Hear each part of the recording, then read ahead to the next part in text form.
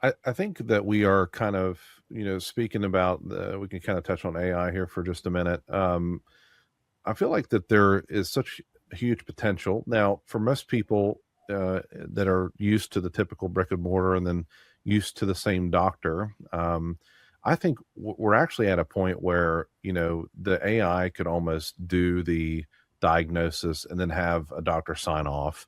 The AI can speak in a persona of the culture and where the person's from and how they like to communicate and having just a really catered experience. I mean, how far do you feel like we are from that? Making a diagnosis, God, I hope a far way away because we don't want we don't want AI, we don't want a computer or data making a decision, right? And that's again where those guardrails are really needed in a lot of systems. I think it's I look at AI like we did 20 years ago with Google. I mean, it's kind of what I've used as an analogy before, where it's a tool. If you use it as a tool, handle it as a tool, look at it as a tool. That's great. That's the way it should be used. It's not going to be and should not be, especially in healthcare, should not be a determining factor in a decision-making situation in healthcare. It should be a way of providing information, providing, I would say, seamless and more integrated and more specific information on potentially providing information to make a diagnosis. I think that is kind of the pathway that I see AI as being hugely beneficial.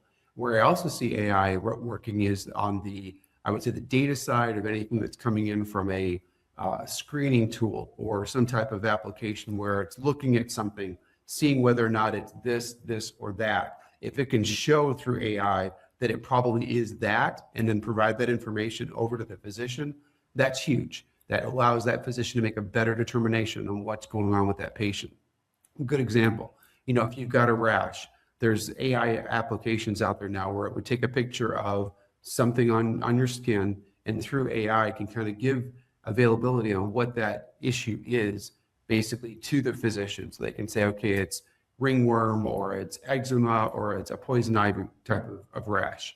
From that, at least the physician knows, okay, if it's ringworm, then it's some type of prescription that's different than poison ivy, that's different than eczema. And so having that information as kind of a go-to, it allows them to direct a better pathway for that patient and obviously the prescriptions that would need it for that patient as well.